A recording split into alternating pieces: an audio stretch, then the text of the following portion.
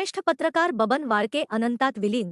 तरुण भारतचे माजी कार्यकारी संपादक बबन वाळके यांचे दिनांक 22 ऑगस्ट रोजी गुरुवारी सकाळी निधन झाले. मृत्यूसमयी त्यांचे वय 68 वर्षे होते. त्यांच्या पश्चात पत्नी रंजना, 2 मुली आणि बराच मोठा आप्तपरिवार आहे. गेले काही दिवस ते आजारी होते. त्यांच्यावर किंग्जवे रुग्णालयात उपचार सुरू होते. पहाटेच्या सुमारास 2 वेळा त्यांना हृदयविकाराचा धक्का बसला आणि त्यातच त्यांची प्राणज्योत मालवली. शुक्रवारी 23 ऑगस्ट रोजी सकाळी 11 वाजता त्यांच्या पार्थिवावर अंबाझरी घाट येथे अंत्यसंस्कार करण्यात आले. वार्ताहर ते कार्यकारी संपादक असा तरुण भारतमधील त्यांचा पत्रकारितेचा 30 वर्षांचा प्रवास लक्षणीय राहिला. तरुण भारत परिवारात ते समरस झाले होते. वार्ताहर आणि मुख्य वार्ताहर म्हणून त्यांनी क्राईम व कोर्ट असे 2 बीट अतिशय कार्यक्षमपणे सांभाळले. त्यांचा जनसंपर्क दांडगा होता. विविध विषयांचा चांगला अभ्यास असल्याने आपल्या दमदार लेखणीतून त्यांनी समाज, प्रशासन आणि वाचकांवर छाप पाडली होती. अनेक वर्षे त्यांनी तरुण भारतचे कार्यकारी संपादक म्हणून जबाबदारी पार पाडली.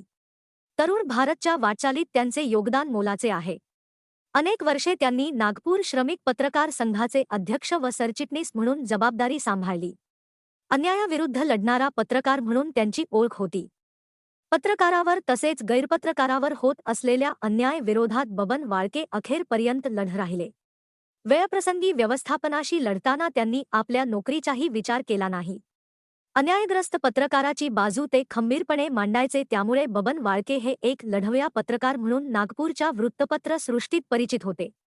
बोलणे, लिहिणे, वागणे, मदतीला धावून जाणे या सर्वच बाबतीत चांगुलपणा आणि सुसंस्कृतता ठासून भरलेले बबनराव अनेक वर्षे माझे सहकारी राहिले.